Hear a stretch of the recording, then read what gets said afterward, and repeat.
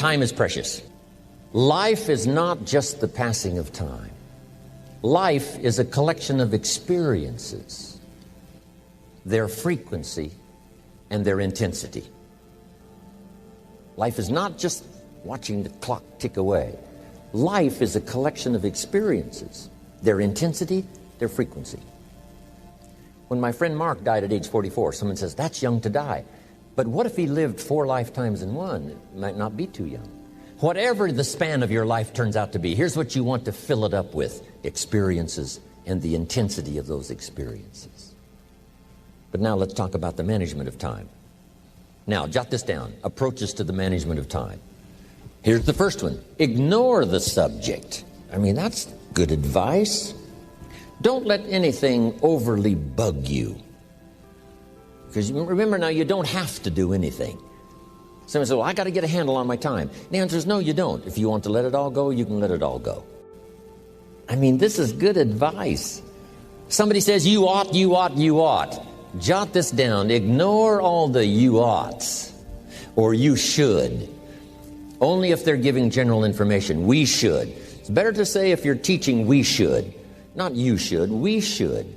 Then you let me listen in without it being too confrontational. If everyone did this, see, that'd be great. And then you give a person a chance to choose to do it or not to do it. But when you start the you ought, now see, if I don't, now see, we got some tension and maybe some problems. So you oughts seem to always create problems. Because this is personal dignity. And you don't want to destroy someone's dignity by doing all the oughts and then they feel reluctant to do it. Now we've got problems. Now here's the next one. Step down to something easier. The guy's in sales and he says, oh, I want to own the company. Finally owns the company. Now he's got no time to play golf. He said, when I was in sales, I was making big money playing golf 3 days a week. Heck with this owning something. Heck with managing. My life was never my own after I started to manage. I'm going back to sales. See, this is the key. If you're getting too pressed, you might consider stepping down to something with a little easier time pressure. Little girl says to her mother, Daddy comes home, brings his briefcase and pats me on the head and says hello, disappears and works on his papers. How come my daddy doesn't play with me? And her mother said, look, your daddy loves you very much, but he's so busy at work, he can't get it all done, he has to bring it home. He loves you, but that's why he can't play with you. And the little girl said, why don't they just put him in a slower group? Jot this down now. If you don't have time for your kids, you might consider joining a slower group. Next key to time management.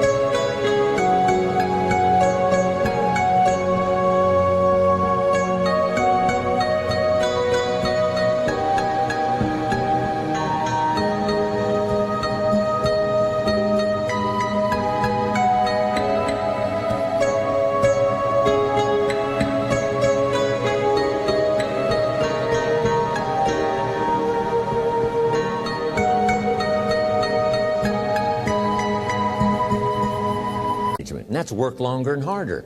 But see, there's a limit to that.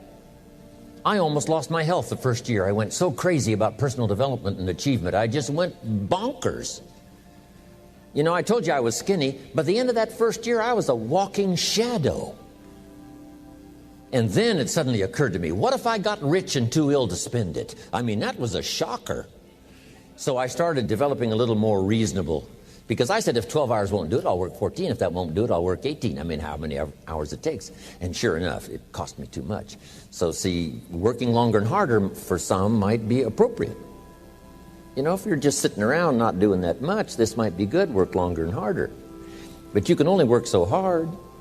Here's the key, not to work harder, but smarter. When you've worked as hard as you can, doing the best you can in terms of physical output in the time, reasonable time. Now here's the ultimate in the management of time, and that is You simply become more skillful.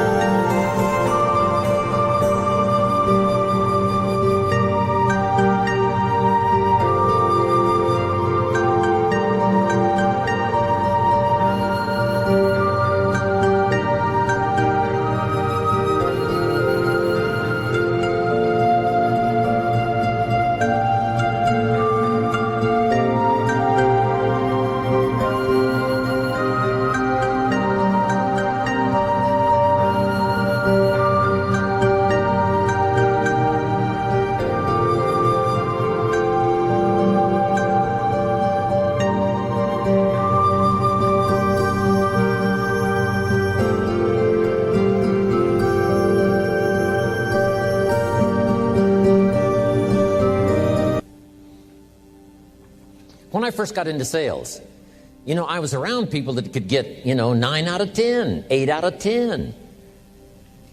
And when I first started, I could only get 1 out of 10.